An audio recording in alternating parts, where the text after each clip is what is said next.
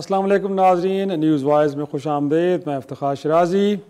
اگرچہ تحریک انصاف سے جانے والوں کا سلسلہ تھما نہیں ہے، اور آج بھی کچھ لوگ تھے کہ جو خان صاحب کو الوداع کر کے چلے گئے، اور اس دوران ہم نے دیکھا کہ وفاقی وزیر داخلہ رانا ثناء اللہ صاحب نے ایک پریس کانفرنس بھی کی، جس میں انہوں نے یہ بھی اندیا دیا کہ عمران خان صاحب کے خلاف بھی ممکنہ طور پہ فوجی عدالت میں کیس چل سکتا ہے۔ اور اس دوران ایک خبر اور آئی کہ تحریک انصاف سے جڑے کوئی 180 افراد ہیں جن کے نام نو فلائی لسٹ میں شامل کر دیے گئے ہیں، گویا کہ وہ ملک سے باہر اب نہیں جا پائیں گے، جس پہ اگرچہ عمران خان صاحب نے بڑا ان کا شکریہ ادا کیا۔ انہوں نے کہا کہ اگر ان کو موقع ملا تو وہ شمالی علاقوں میں پہاڑوں میں جانا پسند کریں گے، بیرون ملک جانے ان کا کوئی ارادہ نہیں ہے۔ اور اس دوران وفاقی وزیر صحت نے بھی ایک پریس کانفرنس کی، اور پہلی بار پاکستان میں دیکھا گیا کہ کوئی ملزم جو گرفتار ہوتا ہے، اور ایک نارمل پریکٹس ہے کہ ایسے شخص کا ایک میڈیکل ایگزامینیشن ہوتا ہے، اور وہ تحقیقات کے لیے شاید ضروری امر ہے، لیکن سابق وزیر اعظم عمران خان صاحب کا وہ میڈیکل ایگزامینیشن سے متعلق جتنی ڈیٹیلز ہیں وہ عوام کے سامنے رکھی گئیں، ان کی وجوہات کیا تھی، ان سے کیا مقاصد حاصل کرنا چاہ رہے تھے، اور لگ یہ رہا تھا کہ اس کے اندر جو پنچ لائن ہے وہ یہی تھی کہ ان کے جو یورین کے نمونے ان میں منشیات کے استعمال کے کچھ شواہد ملے ہیں۔ یہ بتانا کتنا ضروری تھا، کیوں ضروری تھا، اس پہ بھی گفتگو کریں گے، لیکن اس سے زیادہ اہم جو آج خبر تھی وہ تھی آڈیو لیک سے متعلق حکومت وقت نے کمیشن بنایا، اور آج اس کو لے کے سپریم کورٹ میں 2 درخواستوں کی سماعت ہوئی۔ لارجر بینچ نے جب سماعت شروع کی تو اٹارنی جنرل آف پاکستان نے اگرچہ چیف جسٹس کی اس بینچ میں ہونے پہ اعتراض کیا، جس پہ چیف جسٹس عمر عطا بندیال صاحب نے ایک طرح سے ریئیکٹ کیا، اور انہوں نے کہا کہ بنیادی طور پہ جو کمیشن آپ نے بنایا ہے بہتر ہے کہ ہمارے پاس آتے ہو تو ہم آپ کو اچھی تجویز دیتے ہیں، لیکن اس سے لگتا ہی ہے کہ ایک تو آپ عدلیہ میں تقسیم پیدا کرنا چاہ رہے ہیں، اور دوسرا یہ کہ سپریم کورٹ کے امور میں مداخلت آپ کر رہے ہیں۔ ایسا نہیں ہو سکتا۔ تو ممکنہ طور پہ ہو سکتا ہے کہ اس کے اوپر کوئی آج فیصلہ بھی آئے جب ہم پروگرام کر رہے ہیں۔ اس کے بعد اس ساری صورتحال پہ گفتگو کریں گے، اور میرے ساتھ اسٹوڈیو میں موجود شہزاد انور فاروقی صاحب، سر بہت شکریہ، آپ ایڈیٹر رہے ہیں نوائے وقت کے۔ ان کے ساتھ موجود ہیں شعیب شاہین صاحب، ماہر قانون اور کچھ سیاسی معاملات بھی نظر رکھتے ہیں۔ بہت شکریہ سر آپ کا بھی۔ سب سے پہلے میں چاہوں گا شعیب صاحب آپ ہی کی طرف آؤں۔ میرے خیال میں آج سپریم کورٹ میں آپ رہے ہیں، اور اس آڈیو لیکس کے معاملے کے اوپر آپ نے بھی میرے خیال میں وہاں پہ کوئی آرگومنٹ دیے، اگر میں میں نے ہی صرف آرگومنٹس دیے۔ اچھا، آپ ہی نے دیے ہیں۔ تو سر بتائیے گا یہ جو بات عدالت کی جانب سے اٹھائے گئے ہیں کتنے کو ویلڈ ہیں، اور کیا حکومت وقت ان کو اب زیر غور لائے گی، اور یہ کمیشن آگے چلتا ہوا بھی نظر آ رہا ہے کہ نہیں آ رہا آپ کو؟ دیکھیں، پہلی بات تو یہ ہے کہ میں وکیل تھا عابد زبیری صاحب جو ہمارے پریزیڈنٹ ہیں سپریم کورٹ بار ایسوسیشن کے، ان کی پٹیشن ہے کیا؟ جی، پہلی پٹیشن ان کی تھی، دوسری پٹیشن شاید پی ٹی آئی کی تھی، تیسری پٹیشن ریاض حنیف رائی صاحب ہمارے وکیل ہیں سپریم کورٹ کے، ان کی تھی، شاید کوئی اور پٹیشن بھی ہو، لیکن یہ 3 پٹیشن مجھے یاد ہے۔ لیکن میں آئی واز ریپرزینٹنگ عابد زبیری صاحب، چونکہ کنسالیڈیٹڈ تھیں، کلب تھیں، پی ٹی آئی کی طرف سے بلکہ شاید پیش ہونا تھا بابر روان صاحب نے، وہ اویلیبل نہیں تھے، مجھے نہیں پتا کیوں نہیں تھے، بٹ آرگومنٹس کا جو سٹارٹ ہوا، دیکھیں 3-4 پوائنٹس ہیں بڑے ضروری ہیں سمجھنے کے لیے۔ جی، سب سے پہلی بات سمجھنے کے لیے ضروری ہے، constitution of a judicial commission کے لیے مسٹ ہے کہ جب آپ کسی بھی سپریم کورٹ کے جج کی سربراہی میں آپ نے کمیشن بنانا ہے تو آپ کو چیف جسٹس آف پاکستان سے کنسلٹ کرنا پڑتا ہے، یا ان کو لکھنا پڑتا ہے کہ جی آپ ان میں اپنا خود یا اپنا جج کوئی نامینیٹ کرتے ہیں، پہلی بات۔ صحیح۔ دوسری بات یہ ہے، اس لیے کانسٹیٹیوشن آف کمیشن اگر ہائی کورٹ کے کسی چیف جسٹس کو لکھنا ہو تو ان کے چیف جسٹس کو لکھیں گے، یا وہ جج دے گا یا وہ خود بیٹھے گا۔ یہ آج تک کی یہ کنونشن بھی ہے، انڈیپینڈنس آف جوڈیشری کے بھی مطابق ہے۔ آپ فرض کریں آپ نے کسی سیکیورٹی کے متعلق آپ نے کمیشن بنانا ہے، تو آپ کسی میجر جنرل یا لیفٹیننٹ جنرل کو خط لکھ دیں گے کہ آپ کمیشن کے سربراہ بن گئے، without consultation of the chief of army staff. یہ کر سکتے ہیں؟ نہیں کر سکتے۔ یہ انڈیپینڈنس آف جوڈیشری میں ایگزیکٹو کی انٹرفیئرنس تصور ہوگی، کیونکہ جو انڈیپینڈنس آف جوڈیشری کا کانسیپٹ ہے ان ساری چیزوں سے بالاتر ہے، کیونکہ آزاد عدلیہ ہوگی جو پبلک ایٹ لارج کا اس کے اوپر ٹرسٹ ہونا ضروری ہے۔ تو لہٰذا پہلی غلطی تو اس میں یہ ہے۔ دوسری غلطی، اس میں ججز کے کنڈکٹ کے متعلق انکوائری ہو رہی ہے کہ فلاں جج نے بات کی نہیں کی، اس جج نے بات کی نہیں کی، یہ آڈیو لیک درست ہے یا نہیں ہے۔ یہ فال کرتا ہے with in the domain of the constitutional forum which has been created by the constitution it self. وہ ہے آرٹیکل 209. اس کا نام ہے سپریم جوڈیشل کونسل, اور اس کا کام ہے کہ پوری یہ انکوائری کرے, تحقیقات کرے. وہ کانسٹیٹیوشنل فورم ہے اور سب سے بڑا فورم ہے ججز کے کنڈکٹ کے متعلق. That is the only forum, اور کسی فورم کو اجازت نہیں ہے. ایون پارلیمان کو یہ اجازت نہیں دی آئین نے. تو لہٰذا اس کو بائی پاس کر کے تھرو ایگزیکٹو آرڈر, اور کمیشن کی جو سچویشن ہے یہ بھی ایک ایگزیکٹو کمیشن کہلاتا ہے کہ وہ فیکچوئل کنٹروورسی کو ریزالو کرے گا. تو لہٰذا یہ آئین میں اور آزاد عدلیہ کے تصور کے منافی ہے, اور آئینی ایک فورم کے معاملات میں انٹرفیرنس کے مطابق ہے. اور اسی طرح آرٹیکل 211 یہ کہتا ہے کہ جوڈیشل کونسل کی جو پروسیڈنگز ہے اس کو کوئی عدالت بھی سٹے نہیں دے سکتی, کوئی پروسیڈنگز کو چیلنج نہیں کیا جا سکتا, سوائے چند ایکسیپشنل کیسز میں ہوا تھا. ایک افتخار محمد چودھری تھا, ایک قاضی فائز صاحب کا. آپ اس سے آگے یہ دو مین امپورٹنٹ ہے. تیسرا امپورٹنٹ فیکٹر اس میں تھا, جو ٹیپ کرنے والے لوگ ہیں وہ کون ہیں, اس کی اتھینٹسٹی اور اتھارٹی کس کے پاس ہے. اس کے لیے ایک ایکٹ بنا ہوا ہے. وہ ہے, ایک تو پہلے ہے کہ پرائیویسی آف لائف کو ایبسولوٹ ایک رائٹ ہے, اس کو آپ ڈسٹرب نہیں کر سکتے. آرٹیکل 14 ہے. بالکل ٹھیک. اس کے ساتھ پھر اس 14 کو ایک قدغن لگائی گئی ہے سبجیکٹ ٹو لا. لا بنایا گیا فیئر ٹرائل ایکٹ 2013. 2013 میں لکھا گیا کہ کون اپلیکینٹ ہوگا, وہ ہماری ایجنسیز ہوں گی, وہ اپلیکینٹ ہوگی. نمبر 2 سسپیکٹ کون ہوگا. اس میں وہ جو شیڈول افینس دیا گیا ہوا ہے, یعنی جو دہشت گردی میں ملوث ہے, کوئی ملک کی سلامتی کے خلاف کوئی جنگ کر رہا ہے, وہ شیڈول افینس میں آئے گا. وہ اپلیکینٹ ہوگا اور وہ سسپیکٹ ہوگا. پھر اجازت نامہ لیا جائے گا ہائی کورٹ کے جج سے, وارنٹ نکالا جائے گا کہ جی آپ ہمیں اجازت دیں تاکہ ہم اس پہ سرویلنس کر سکیں. پھر جا کر کے پھر بھی پرائیویٹ لائف کو آپ ڈسٹرب نہیں کریں گے, پھر آپ ٹیپنگ کر سکتے ہیں. لیکن اس کے اندر موجود ہے, اس کے اندر لا میں موجود ہے کہ اگر کسی نے اس قانون کی خلاف ورزی کی, وداؤٹ پرمیشن آپ نے ٹیپنگ کی, وہ 3 سال کی سزا کا مجرم ہوگا. اور اس کے ساتھ پیکا ایکٹ 2016 بھی اس کو سزا کا مرتکب قرار دیتا ہے. اور یہاں ایک سے بات کر کے, ٹی او آر کے اندر یہ ہے ہی نہیں کہ یہ ٹیپنگ کس نے کی ہے, اس کی اتھینٹسٹی آڈیو ویڈیو کے اوپر چل پڑے. یہ نہیں پوچھا کہ بھئی یہ ٹیپ کس نے کیا ہے. فاروقی صاحب, ان سارے نکات کو دیکھتے ہوئے لگتا تو ہے کہ کہیں نہ کہیں انوملیز ہیں اس میں. تو پھر اس ساری پوری ایکسرسائز کا مقصد آپ کو کیا لگتا ہے؟ کوئی پولیٹیکل گینز ہیں؟ گورنمنٹ آف پاکستان کیا حاصل کرنا چاہ رہی ہے اس وقت؟ کیونکہ جوڈیشری کے ساتھ ہیڈ آن تو ہوئی ہے, بٹ اس ایکسرسائز کا بنیادی مقصد آپ کو کیا لگتا ہے؟ بسم اللہ الرحمن الرحیم. انگنت درود و سلام نبی آخر الزمان محمد مصطفیٰ صلی اللہ علیہ وآلہ وسلم اور ان کے آل پر. بہت شکریہ. اچھا حضور, بات یہ ہے کہ میں ابھی آف کیمرہ آپ سے بات کر رہا تھا کہ ایک مصرع ہے بہت مشہور کہ جو چاہے آپ کا حسن کرشمہ ساز کرے.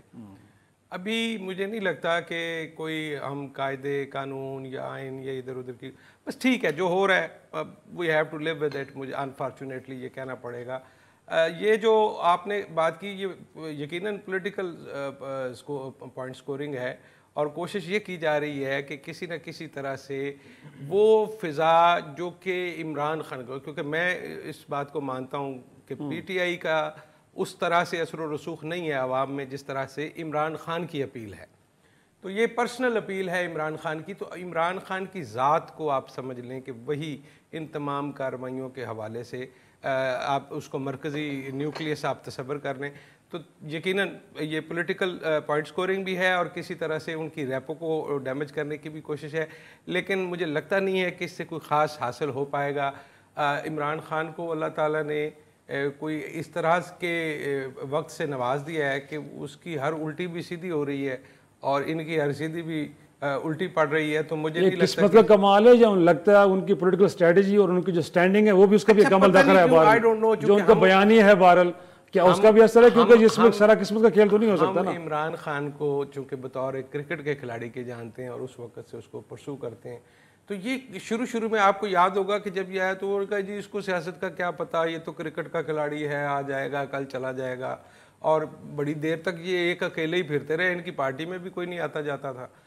تو اس کے بعد سے جو ٹرن اوور ہوا اس کے بعد مجھے لگتا یہ ہے کہ ان کو سمجھ بوجھ بھی ہے, اور جس طرح سے وہ چالیں چل رہے ہیں سیاسی, اس میں یقیناً اس کا بھی سیاسی سمجھ بوجھ کا اثر ہے، لیکن میں اس کو زیادہ لک فیکٹر مانتا ہوں کہ اس وقت قسمت کے وہ دھنی ہیں، اور اب یہ کس وقت گرتے ہیں، چونکہ گرتے ہیں شہ سواری میدان جنگ میں، آئی ڈونٹ نو کہ وہ کب تک اس وہ تو کہتے ہیں 2014 سے لے کے اب تک کم از کم ہم کہہ سکتے ہیں کہ 9 برس ہو گئے، وہ تو اپوزیشن موڈ میں ہیں، وہ روڈوں پہ رہے ہیں، اگر پارلیمان میں بھی رہے ہیں تو ان سے کہا جاتا تھا کہ وہ کنٹینر سے نیچے نہیں اترے. وہ بنیادی اتنی طور لمبی پر اسٹرگل فاروقی صاحب اگریسو نیچر ہے ان کی، تو وہ اس فرق کو سمجھ ہی نہیں پائے کہ میرا کام جو تھا وہ چیزوں کو کول ڈاؤن کرنا ہے، ٹھنڈے کی طرف لے کے جانا ہے، پولیٹیکل جو ٹمپریچر ہے اس کو اوپر نہیں جانے دینا.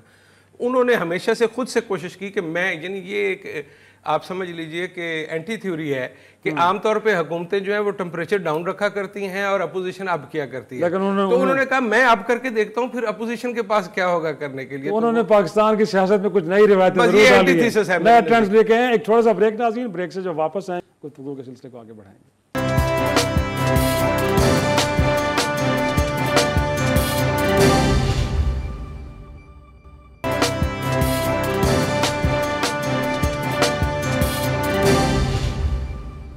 پروگرام میں ایک بار پھر خوش آمدید. شعیب صاحب، ایک تو یہ بتائیے گا کہ اگر اس کمیشن کو کالعدم قرار دیا جاتا ہے، حکومت وقت کا اور بالخصوص جو 3 ججز اس میں بیٹھے ہیں، 2 ہائی کورٹس کے چیف جسٹس صاحبان ہیں، قاضی فائز یوسف صاحب ہیں، پاسبل ریئیکشن کیا کمیشن واقعی رک جائے گا کام کرنے سے، یا جس طرح پنجاب میں الیکشن سے متعلق فیصلہ کچھ آیا بٹ عمل درآمد نہیں ہوا؟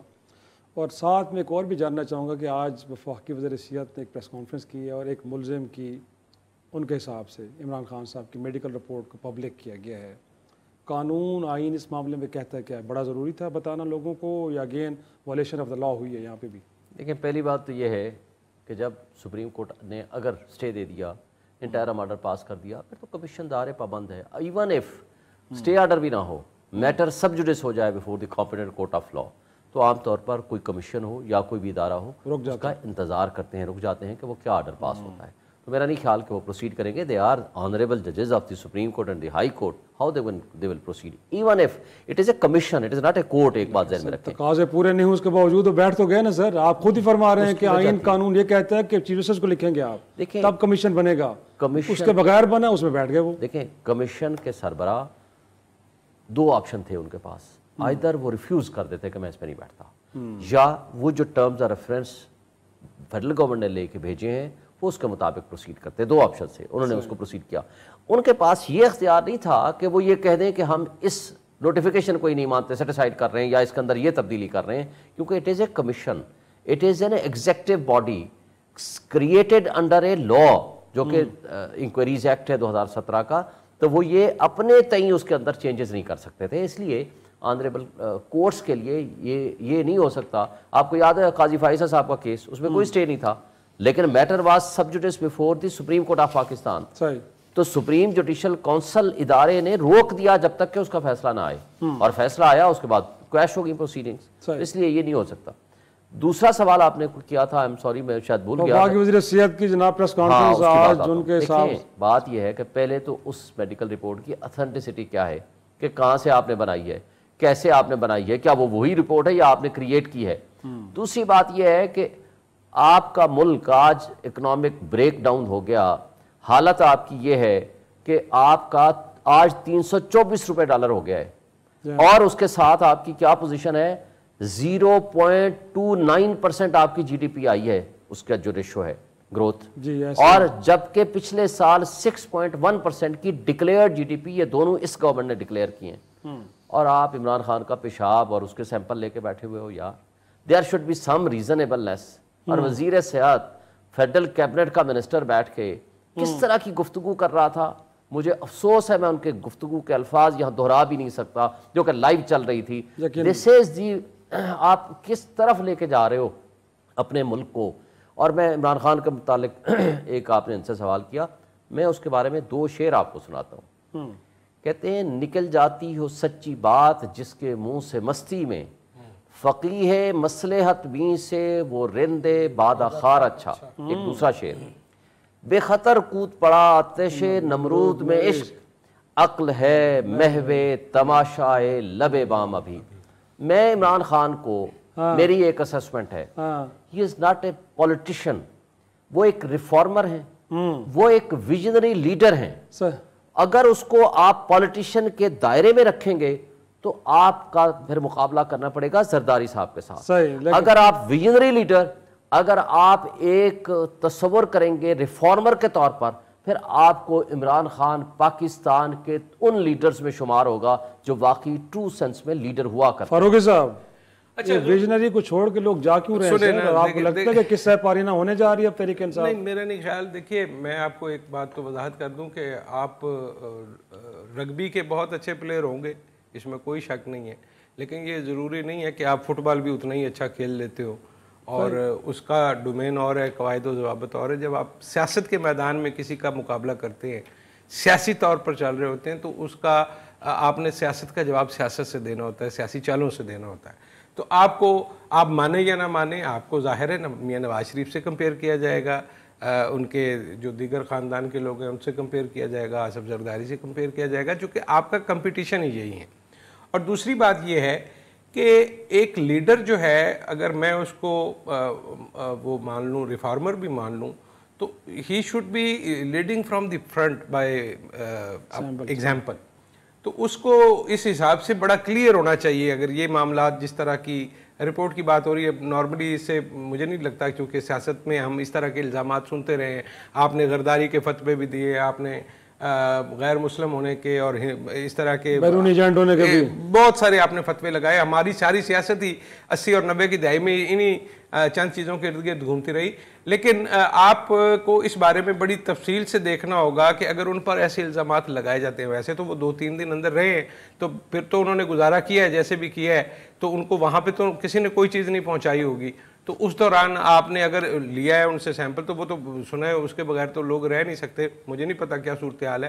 جو چھوڑنے والی بات ہے وہ تو خود عمران خان اپنے منہ سے کہہ رہے ہیں کہ یار جس کی جان یہ کہنے سے چھوٹ رہی ہے کہ بھئی عمران خان کو میں چھوڑ رہا ہوں تو وہ چلا جائے، وہ اپنی جان کو آسان کرے، اپنی جان کو مشکل میں مت ڈالے.